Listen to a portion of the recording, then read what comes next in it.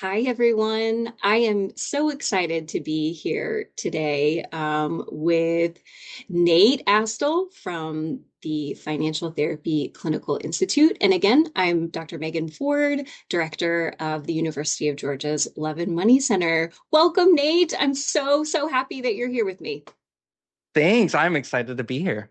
Amazing. Well, I want to dive right in, and I'm curious if you can tell us a little bit about how you found yourself um, in the world of financial therapy. Tell us a little bit about how you got here. For me, it was kind of a right place, right time situation. I went to Kansas State University for my master's in couples and family therapy. And it was while I was there, I was looking for a job. Yeah. And I found one of the assistantships on campus was our kind of peer-to-peer financial education. And I always liked money stuff. Yeah. So I was like, oh, yeah, this is interesting. Um, but it wasn't until I really got exposed at Kansas State to financial therapy that it clicked. Like this is important. This is deep. And I was at the time I was seeing my own therapist, doing a lot of trauma work, and realized a lot of my own trauma was related to money and how my parents talked about money and their conflicts. And Mhm. I think that's when in that first year of my master's it became personal. Like, Yeah. okay, this isn't just interesting. This is pretty crucial, critical work that people need. People need financial therapy. And after that, that's it just clicked. And so I was very lucky to find financial therapy early in my career. I joined the Financial Therapy Association as a student board member, and I kind of I dived in heavy, and the rest is history. I love that so much. And I have such a big smile on my face because as you tell your story, I am like ting ting ting, like there's so many parallels to sort of my own personal journey.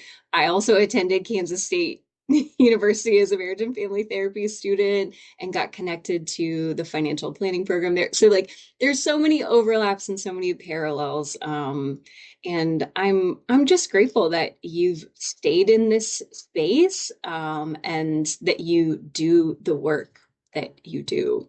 So, um, I am also curious if you can tell us, lots of people are getting wind of what financial therapy is, but there's still a lot that I think that we can do to get the word out. And especially like, of course, on the consumer side or those who are wanting to seek financial therapy services for themselves. But I think there's also a lot of curiosity on the side of professionals.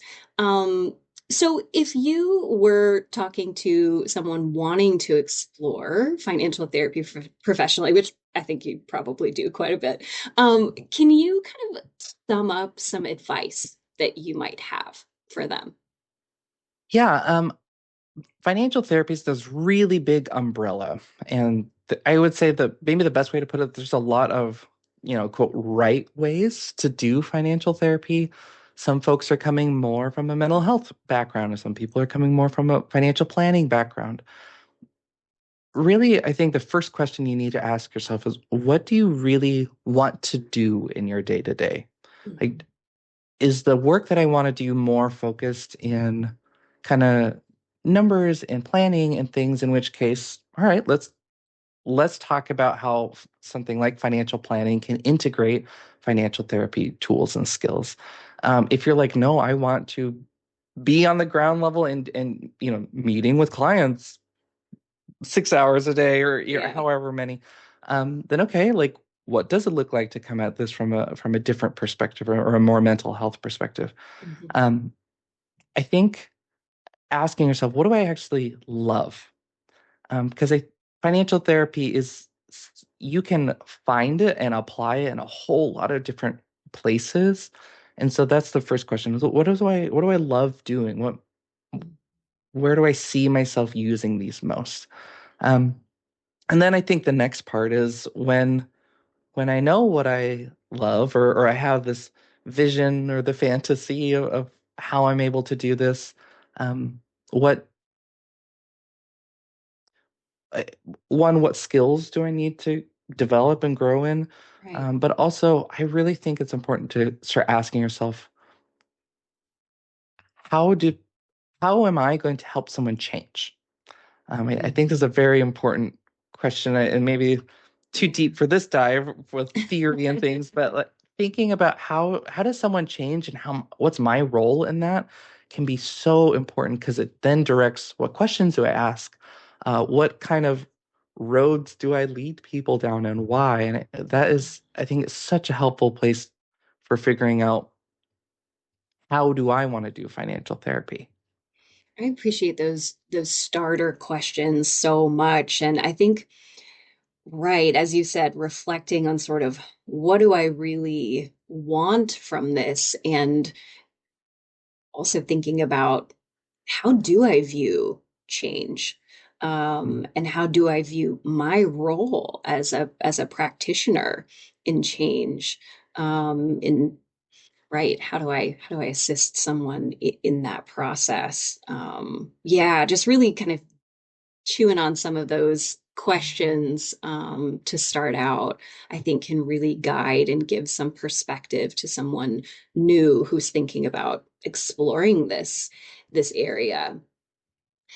With that, can you think of and maybe share a time that stands out in your mind when you felt that your work as a financial therapist has really been useful, meaningful, or impactful?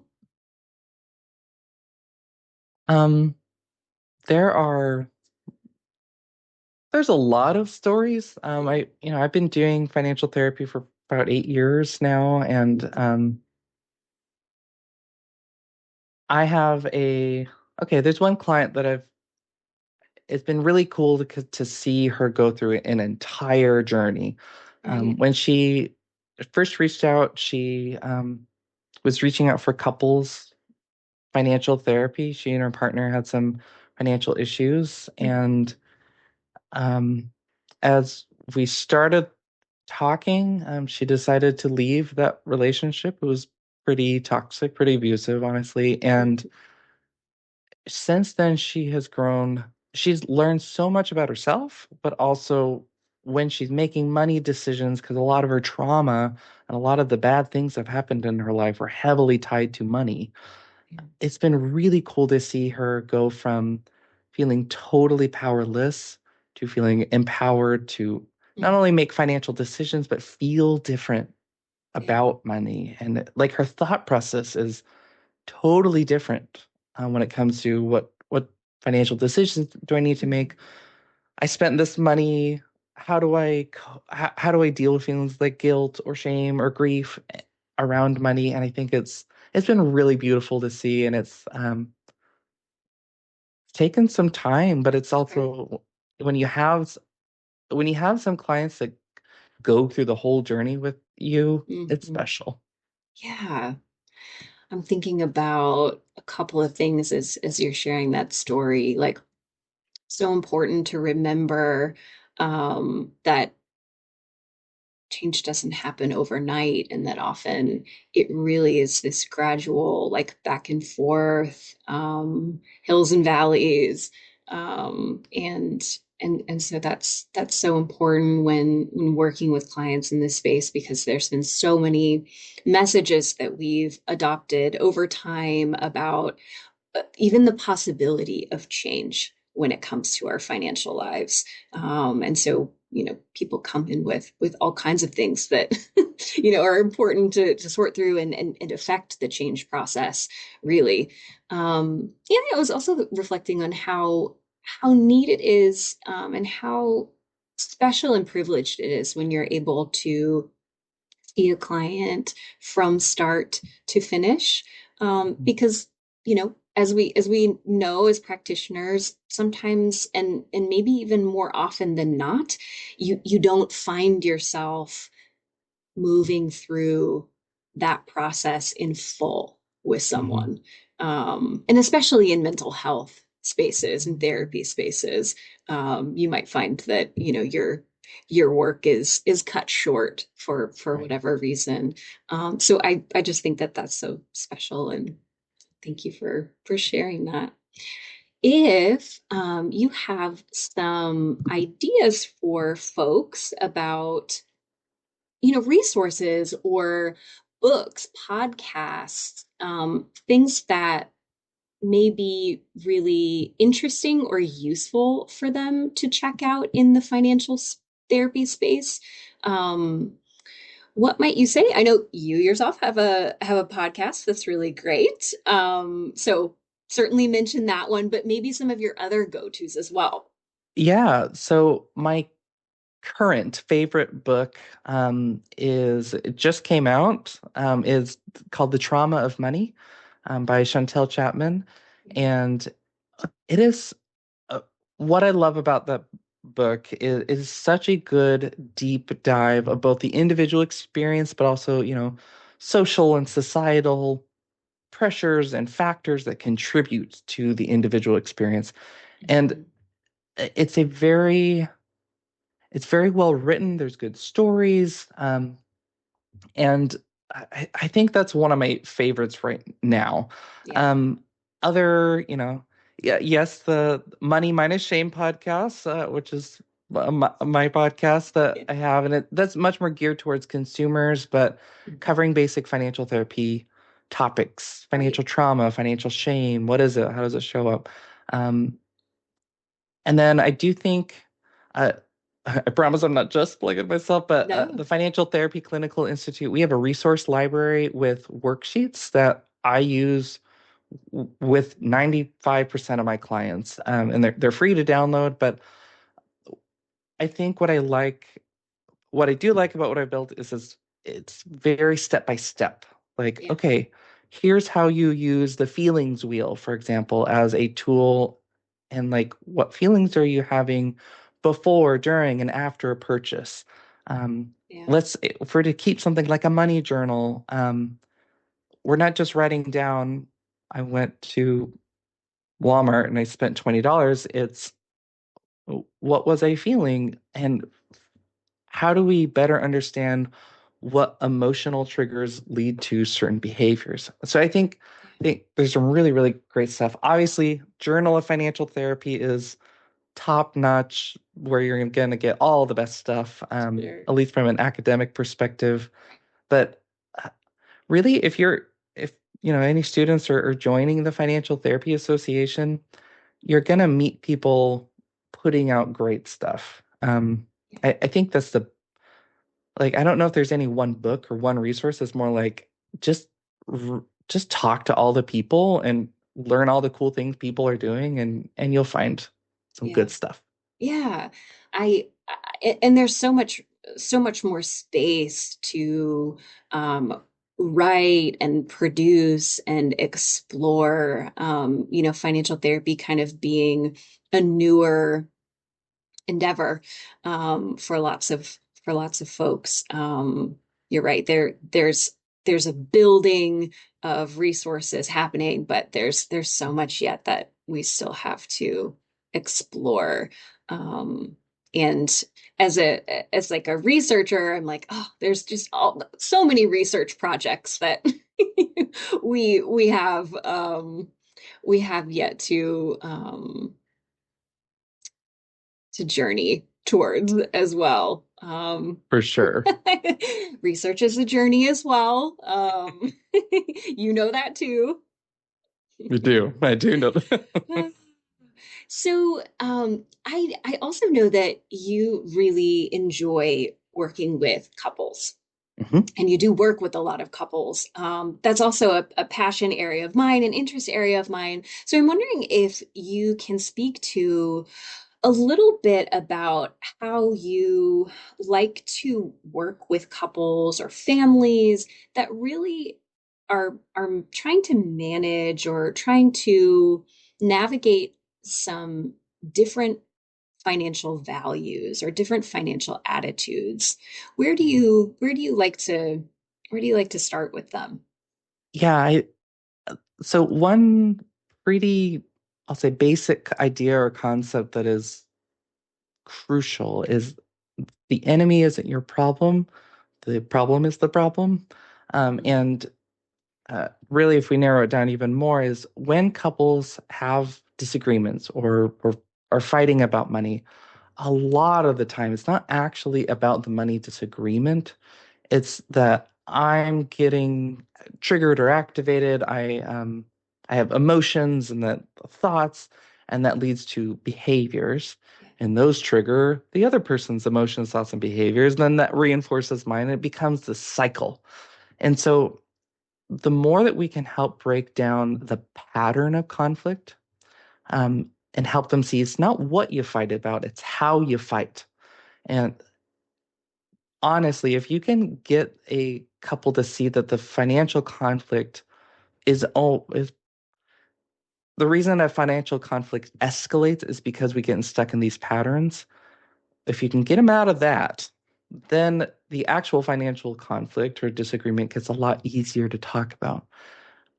I also think another important point with couples is you being different people is not a problem. It's not a bad thing.